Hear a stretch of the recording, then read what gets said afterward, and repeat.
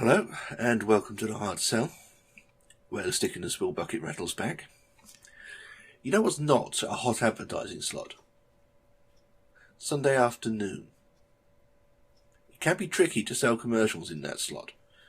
Down my neck of the woods, rural Cornwall, our low cash flow ITV company would often throw in the towel completely and give entire breaks over to either apologetic captions or public information films. Especially in the days when they had to schedule and transmit the adverts for both themselves and Channel 4. Today's Have a break comes from a Sunday afternoon in 1990, April the 1st, but fortunately in London, where they were rarely, if ever, strapped for cash, even at this time of day when all that's showing is 20-year-old repeats of McCloud, seemingly at random.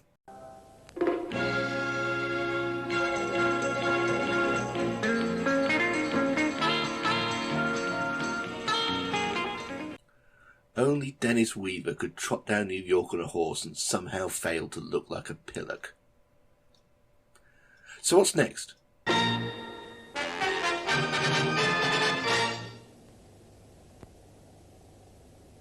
Next, live and exclusive coverage of the match between Aston Villa and Manchester City. Ooh, live and exclusive coverage of a top-flight match on regular television. These days we need a plague to make that sort of thing happen. First, of course, comes the great smell of advertising. It comes every day. I just can't guarantee when. It's a temperamental ghost.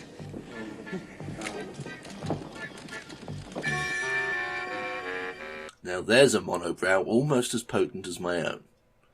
This animated avatar doesn't do it justice. Barclays' magic invisible financial advisors apparently were a thing in 1989 to 1990. You remember this guy? Very accommodating, these money ghosts.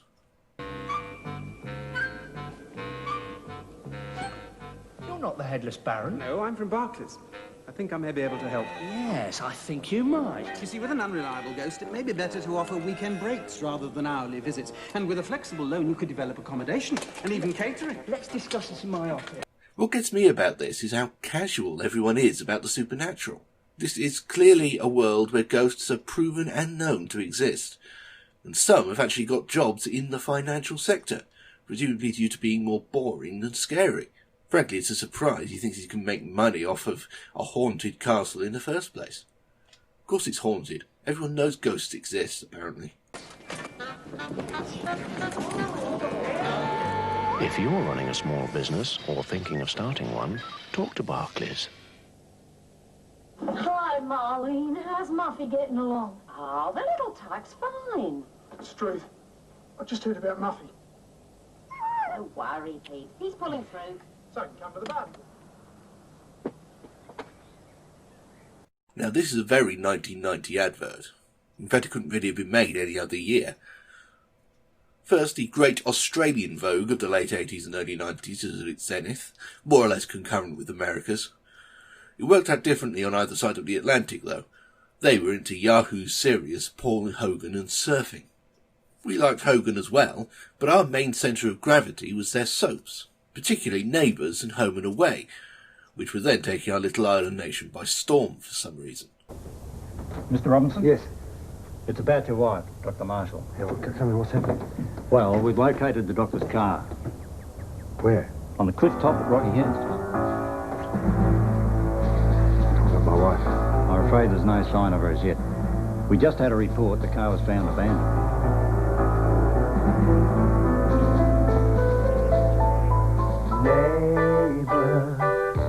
They were like Coronation Street and EastEnders, but marginally worse, and with added funny accents and melodramatic music, and perpetual sunlight.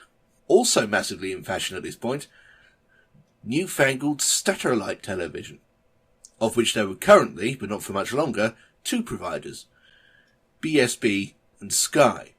Now when I say they were in fashion, I really mean that they were pop cultural touchstones. And by that, I really mean that everyone was making jokes about them. I don't think you should have bothered with this satellite TV, Sid.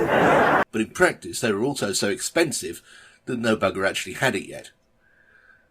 Which led to the two companies merging by the end of the year to form B-Sky B.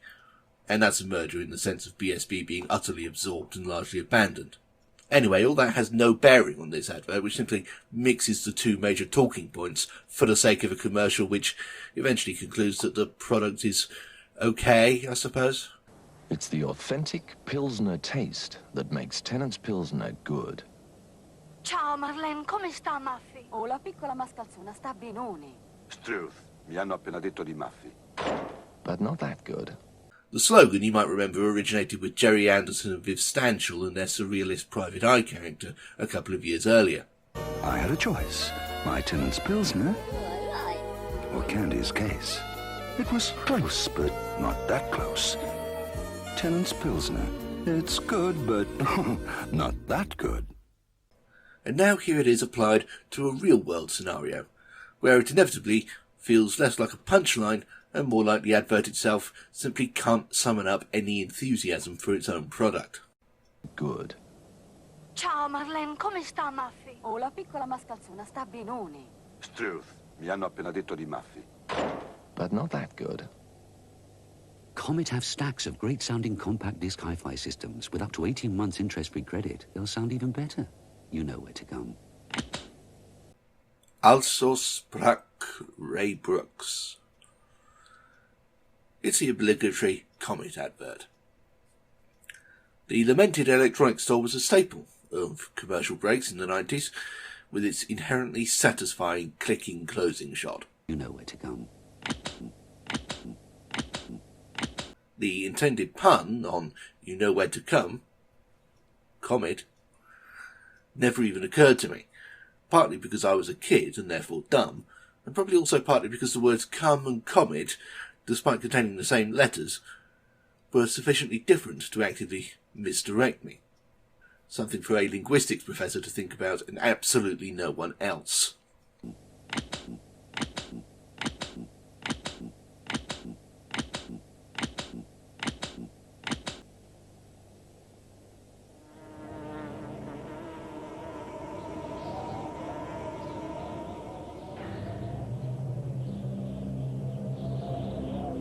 Mad Max 5, Jurassic Park 7. Are they up to 6 Jurassic Park films now? Oh, who can keep track anymore?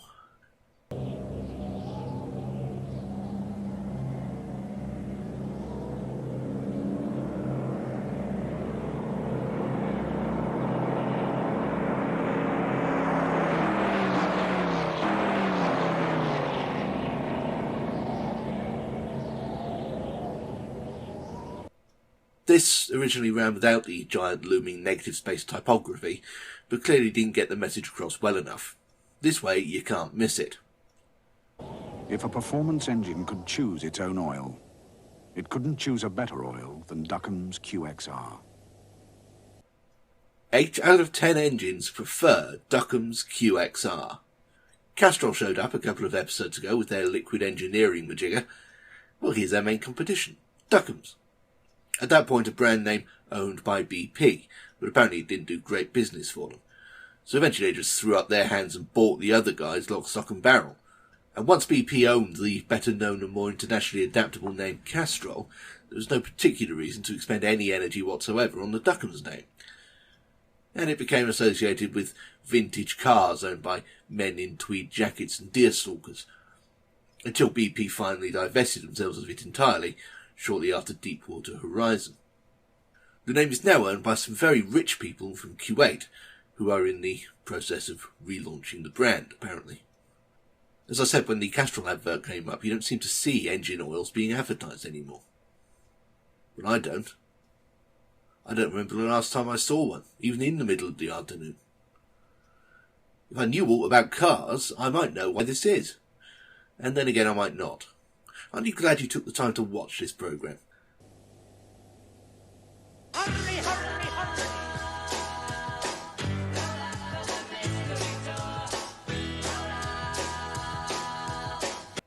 Oh hey, Woolworths!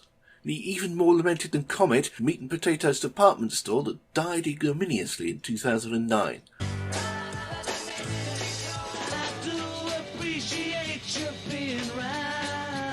The Very Group, then the Shop Direct Group, bought the name and tried to revive it as an online shop, as they had with Littlewoods, but with little success.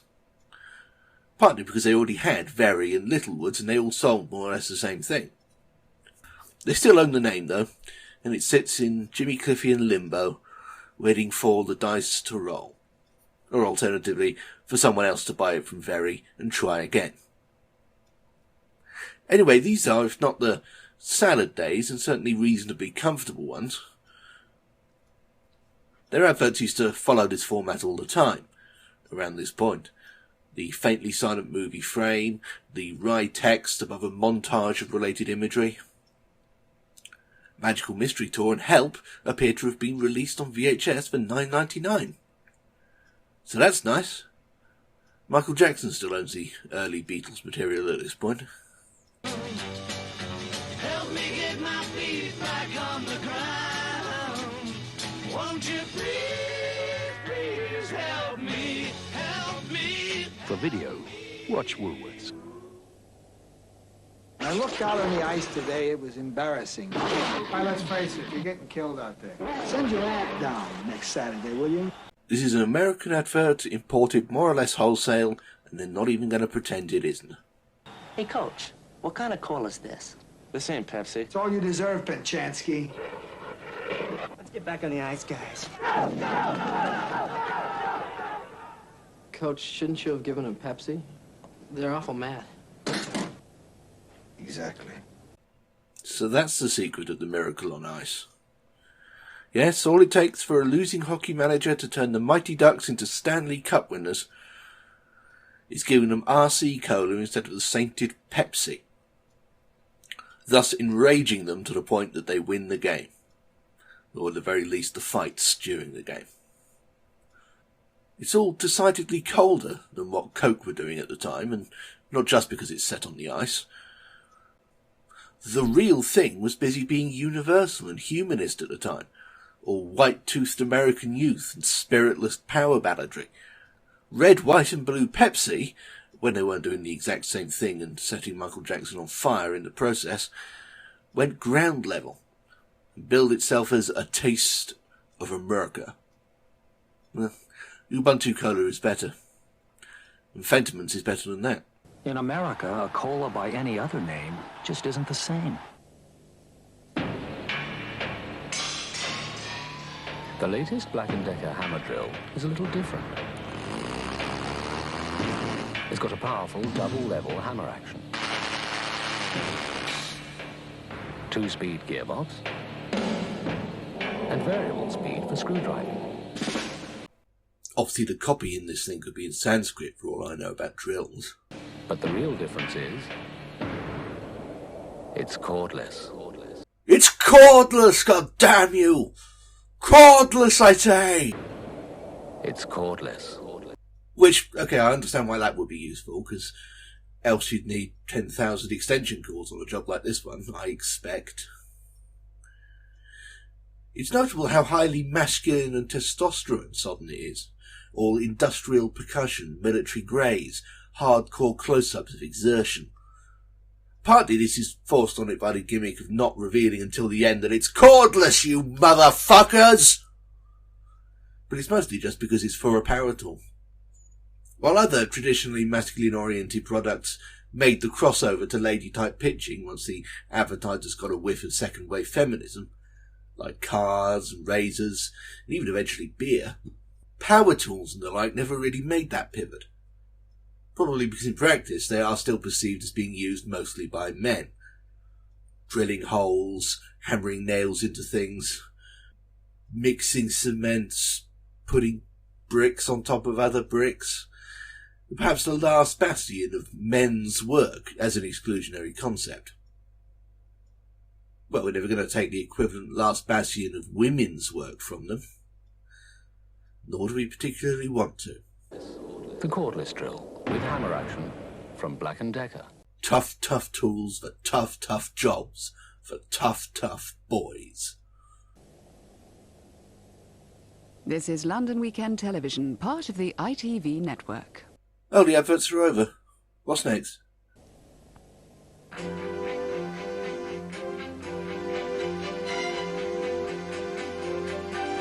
Oh right, football. I remember that. Aston Villa versus Man City, in an age when that fixture was the exact opposite to how it is now. Well, almost. In that Aston Villa were chasing the title, and Man City were the newly promoted fallen giants trying to rebuild. I don't actually care about either of these teams, but a football match does make a good ambient backdrop to a Sunday afternoon doze off. And it explains all the blokey adverts immediately beforehand too. Beer, engine oil, power tools, and, Pepsi.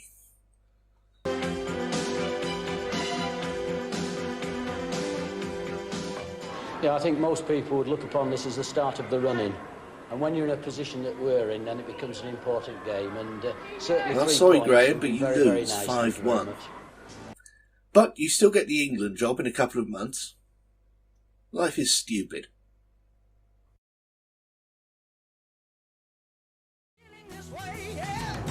Lazy Sunday afternoon, I've got no mind to worry. Close my eyes and drift away.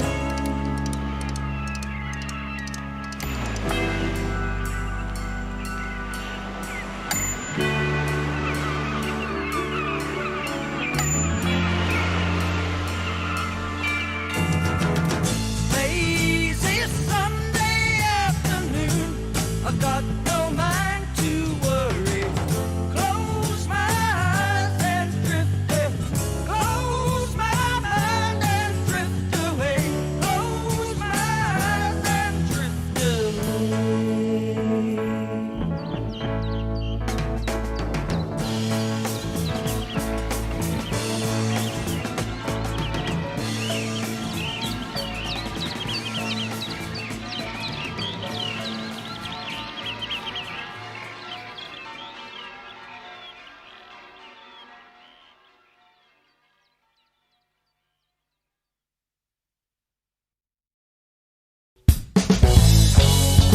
You've been watching a Bob the Fish production. Thanks! If you haven't found it already, be sure to check out our website at bobthefish.org.uk. Literally hundreds of videos not unlike this one that will make you laugh, think and realise new things or your money back.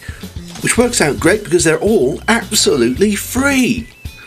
All of this is possible thanks to the not unique way that Bob the Fish productions are paid for by you, the viewing public, via Patreon. For a donation of as little as £1 a month, not only do you ensure that I still have food and shelter so I can carry on making these programmes, but you could become eligible for a whole host of cool extras.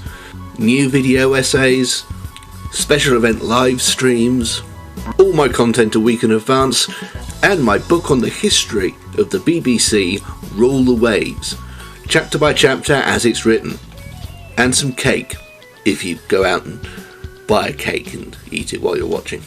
And if you don't want to support on a monthly basis, you can make a one-off donation via coffee. It all helps stave off scurvy. bobthefish.org.uk. You make it what it is.